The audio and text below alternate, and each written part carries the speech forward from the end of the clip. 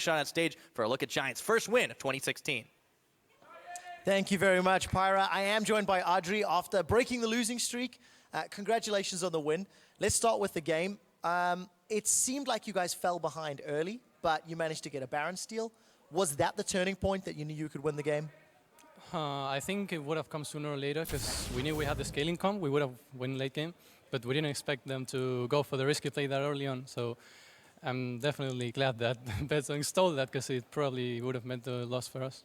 There was a lot of jokes going on from the casters saying the spirit of Frederick was coming to help you out in that game. As one of the only returning members to the Giants roster, it's been a tough split. So let's talk a little bit about some of the struggles that you guys have had in the spring split and why you did lose so many games back to back. What's going wrong? Well, sometimes it's like things doesn't work and there's no apparent reason.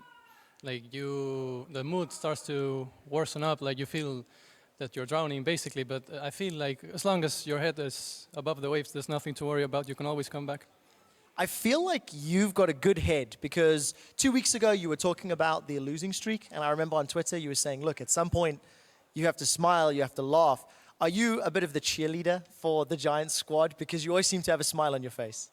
Well, I wouldn't call myself a cheerleader, but I think like one of the role I have as the veteran of the team is to get the mood up from the rookies so they don't like let themselves down. And talking about the rookies, bringing in Atom and bringing in Betong Yoka, how are they performing in the team and how are they adapting to training in the gaming house and here on the stage? I think they're doing pretty well. They have a really, really good attitude towards improving and all that. But I think they really needed the win on the stage. It's a big turning point for them. Well, last game for the first half of the split. Looking forward, you got Splice, I believe, tomorrow. What will this win mean for the Giants squad in the back half of the spring split?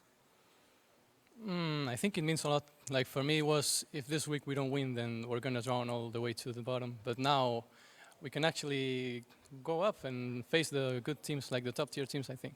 Well, congratulations on the win. Thank you very much for a great interview. We're going to head over to the analyst desk to break down that incredibly exciting game. Well, thank you very much, and I love the way Audrey put it there, honestly. It felt like we were drowning, but as long as you have your head above the water, and that's what honestly also makes it so tangible for ROCCAT for me, because we actually looked at ROCCAT and said, this is a breaking point game for them. Yeah, and I feel like the first 25 minutes was a very standard ROCCAT game where we like a lot of things, there's some good moves, we feel like they're about to win the game. And then the team fights start happening, like bad team fights in mid lane, the Baron call, a lot of risky plays. And it's hard to keep saying that ROCCAT look better than where they are in the standings, because like a game like this should be a must win. And honestly, they looked okay up until these big team fights. Yeah, I feel like the execution of their team comp wasn't really on point. They tried to team fight against a heavy team fight comp with Malphite and Victor and Kalista, so I didn't really feel like they played the map well after the early game. So yeah, it was more, for me it was more like ROCCAT kind of lost the game than Giants winning the game. Yeah, I think ultimately the problem goes down to the pants and picks and like picking that double AD when they do have a Malphite and then you just team fight against it and you don't split, and it was just horrible execution by ROCCAT, I feel, and there was a lot of mistakes in that game, but at least it was kind of interesting to watch. Well, it was. Let's take a final look at that final team fight, because I think it reminds me of one of the ones you called that said this is ROCCAT's problem, and this also doesn't go well. I mean, you could have a chance in this team fight, but the positioning on some of the people is just not there. Yeah, again, it's a lot about the shot calling, I think, for ROCCAT, and then every member kind of keeping it cool.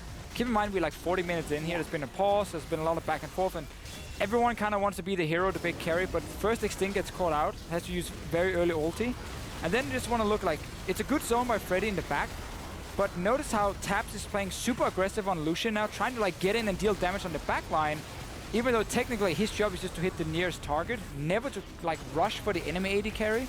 He ends up going down, and then the damage just runs out because Morgana is all about the ulti as her main damage source, and then you need your AD carries to clean up the rest. Yeah, it was like he tunnel vision so hard on their carries and just let Kindred and Malphite kill him for free. And when he died, it was kind of over. Yeah, on the other hand, I think it's a mistake for Taps to go in here, but also in a way like he cannot deal with the Malphite. So the other option is kind of like dash into the base, but I feel like that you're gonna lose the fight anyway, right? If you do this, because then you're like opening up the Kindred and Malphite to go help the team. So yeah, I don't think it was optimal, but I think it was like he made an aggressive decision, and in the end it didn't pay out. But And to be honest, like at this point when they already like kind of messed up so much, they had to do something, and he tried to take a risk, and it didn't work out for him. They have to look back further in the game to find out like why they lost the game. This was kind of at the point where Giants already outskilled really hard. Yeah, definitely. And what Adri did say there, I think we're in a good place now to take on the top teams. I don't think that has to be their look ahead right now. Yeah. I mean, they have to take out those teams in the middle of the table, and tomorrow you're playing them actually, Splice. So Yeah. does it change your? Are you afraid now? I mean, for us, it doesn't change anything.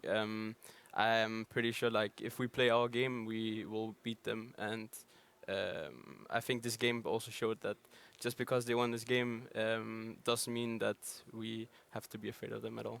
All right. Yeah, they definitely shouldn't look to try and beat top teams right now.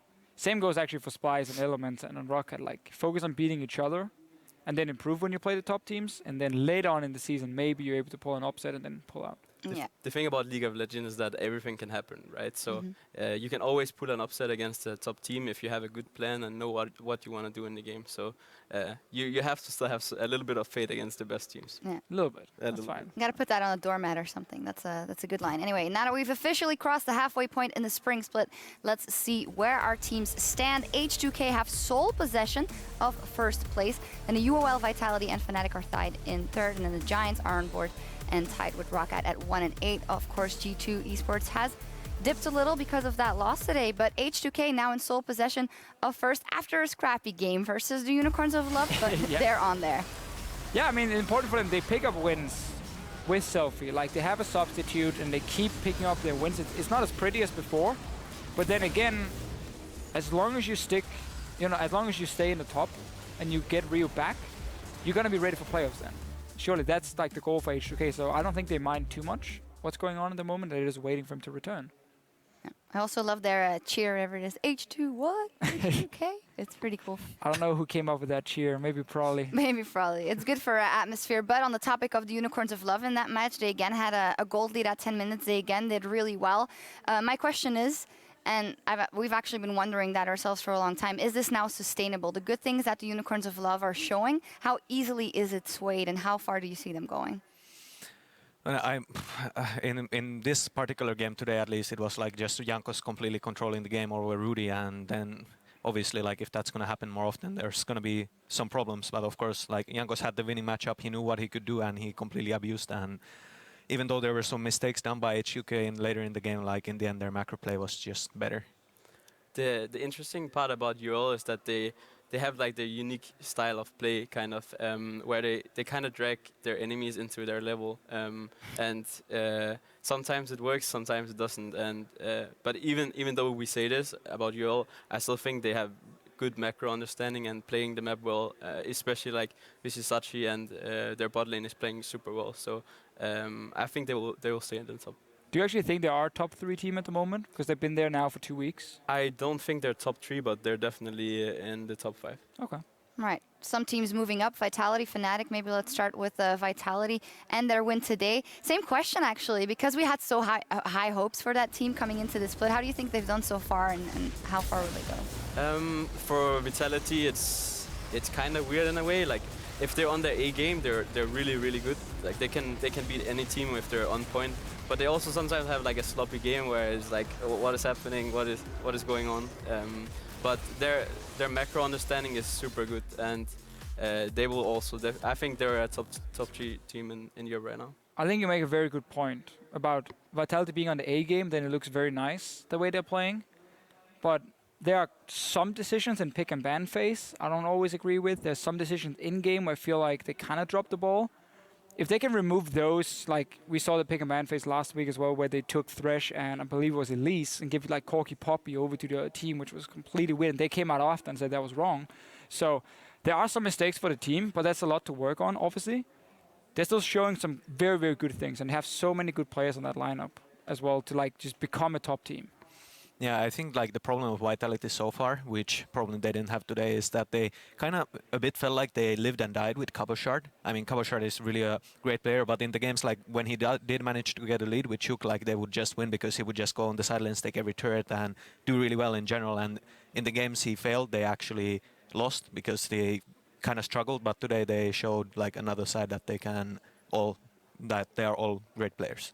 Yeah, Trashy, you now mentioned Vitality as top 3 contender as well as the Unicorns of Love. So who out of H2K, Fnatic, G2 and OG doesn't deserve the top 3 spot?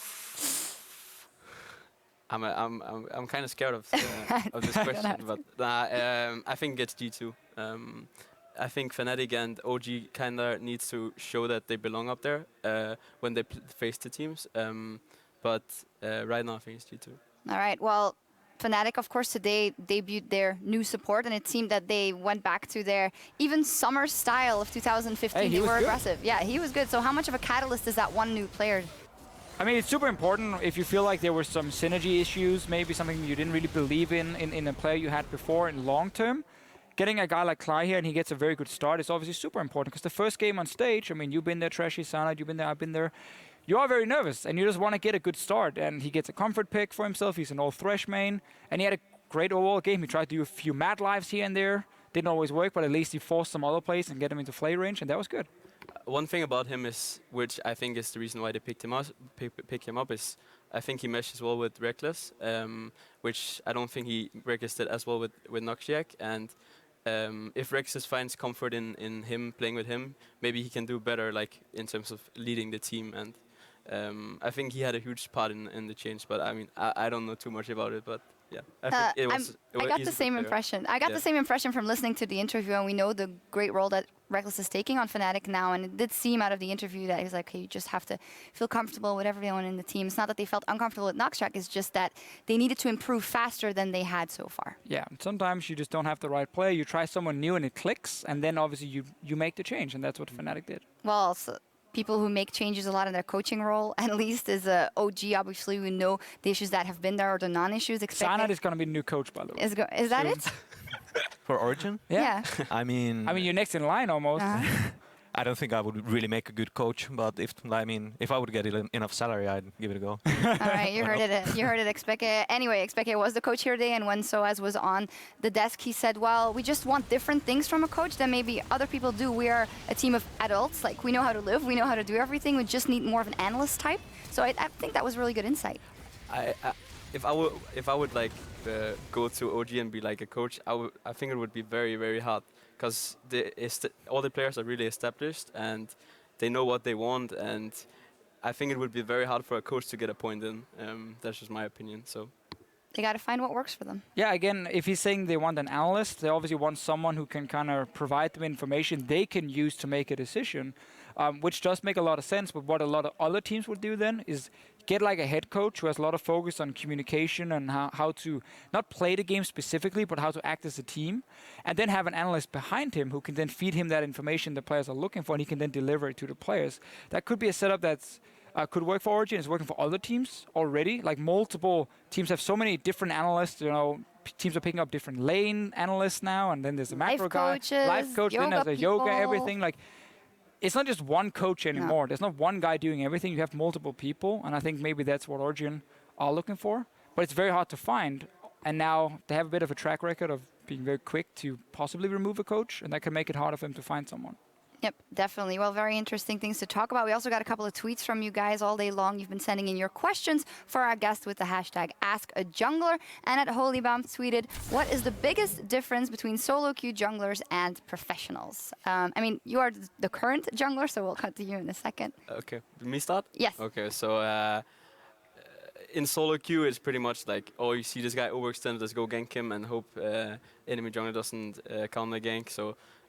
In competitive play, it's much more about using information to force plays and kind of giving your team information as well. So it's very, very different. And if you're coming out of solo queue and wanna get into competitive play, you kind of have to study a bit on what they do in competitive play to like understand what they're doing and their thought process. I get to second because you're an AD carry main now, man. So Yeah, I mean, ditto as well in that aspect. And then, of course, in solo queue, there's like a lot of different varieties you can play. Like you can just go full DPS and try to carry the game like really hard because you normally do get fed if you're good, since you can gank a lot. And normally those ganks do result in kills, unlike in professional play when it's much harder when people try hard way more. So it's all the champions, the playstyle, like everything is pretty much different. It's like a completely different game.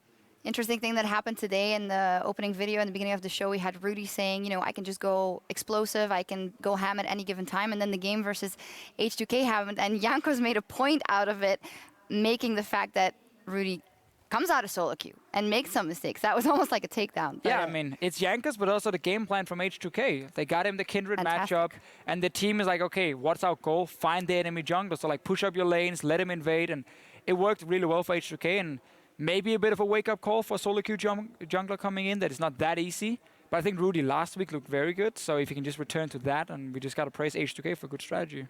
We do. And on a similar note, Alejandro Matos asked, can you explain why junglers like Master Yi in solo queue are known for pentakills, but are never played by pro teams? I really want to know. Should I go first or? You can go first. So, like, Master Yi is obviously, like, for example, it's really easily counterable because you can just, like, pick CC and he's going to be pretty much useless. And also, Master Yi requires a lot of farm.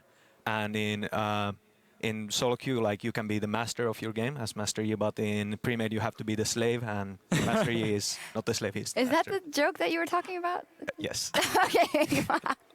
Okay, Trashy, I mean, it doesn't only have to be Master Yi, but yeah. I mean, when I see Master Yi players in solo queue, I also tried it myself a couple of times, but what you do is, as Master Yi, is you sit in the jungle farm for 15 minutes and hope for the best. And if your team doesn't feed, then you can carry, right?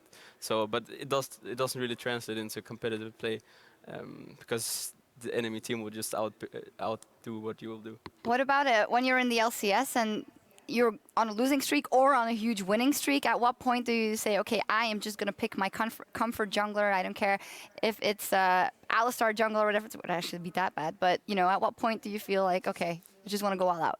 If you want to win, you should probably not go for it. But I mean, Thank you. yeah.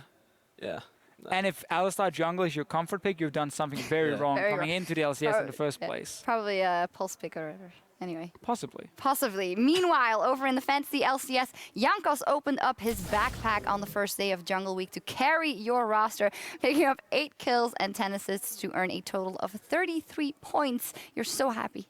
First week, Jankos actually gives me good points on my fantasy team. So I'm happy. Selfie, I believe, also did... Actually, no, he didn't do anything, did he? He was like 0-0 something. Jankos did a lot in that game. Jankos got me all the points, so it's all good. It's all good. I have myself on my fantasy team, so How's that Sorry, working sorry out for about you? that I'm one. pretty sad. Yeah, but Jankos actually earned them all himself. He was like, okay, I'm going to put myself in my backpack. Everyone can get in and get those points. Amazingly, I have myself in my fantasy as well, and somehow gotten 0 points. Yeah, somehow. In any case, tomorrow we will embark on the second half of the spring split with some heavy-hitting matchups as the race for playoffs starts to shape up. Starting with our match of the week between Origin and Vitality. Fantastic matchup there. Of course, your team, OG Cyanide. Origin versus Vitality. Yeah, I mean, today Vitality had a really strong performance, so I'm a bit scared for my boys, but we will see how it's going to play out tomorrow. Definitely, like, it's anybody's game. Like I said, in the beautiful game of League of Legends, anything can happen. That was his line. But. It kind of comes down to the point where you ask me if I think OG is top 3 team. I think if they win this game, then they will prove me wrong and be a top 3 team. At least we can consider them a top 3 team again. They can't. This is a game where OG should show if they're up there, I think. It's kind of a battle between two sleeping giants. Like, we all expect them to get a lot better towards playoffs. We just want to see which team gets there first, you know? You have such a way with words. Is it Origin? Is it Vitality? Vitality won the last one when they played. But Origin was actually winning that game, and then they made like 2 massive mistakes in mid lane, and then Vitality punished them. We'll see what happens. It's not the only interesting matchup. You also have UOL versus Fnatic to break their tie in third. H2K is going to try and defend first place against G2. Got good games. Some good games. H2K, G2? Oh, wow. After G2's loss today, I wonder how much that will change. Because like they're very confident in the way they play, and I don't think it's going to really do anything, and they're going to be like, oh, we need to change our play style. You know, you just ignore the loss you had, and you go in against H2K, who have been fairly sloppy in the way they're playing. So I'm still looking at G2. I think they're going to take the game, but I mean, it's close. Oh, it's so filled with marquee matchups, though. You have Trick, of course, in the jungle versus Jankos. You have Emperor and Forgiven. It's going to be a very good match. I think it's going to come down to the mid lane and the jungle. If Perks can get a lead on Selfie, and if Trick can control Jankos. Jankos has been playing really well lately. So I'm actually really hyped for the jungle matchup. I think it's probably the two best junglers in Europe right now facing each other, and it should be good. Would you say there's a difference between the two junglers in the way they're playing? I think Jankos is a bit more reckless in a way. Like he want to go in and kind of just fight the other one. Where Trick is a bit more conservative. Like he want to find the vision. He want to counter jungle and kind of outpace the other jungler. So they're a bit different, but. Like Trick is not afraid to fight him either, so it will be fun for sure. It'll be a fun game. They're gonna brawl. Sadly, though, we need to sign off for the night. I'd like to thank Cyanide and Trashy for joining us on the desk today. Thank you very much, as well as you guys at home for tuning in. We'll catch you back here tomorrow at 6 p.m. Central European Time. That is 9 a.m. Pacific, so don't be late. Bye.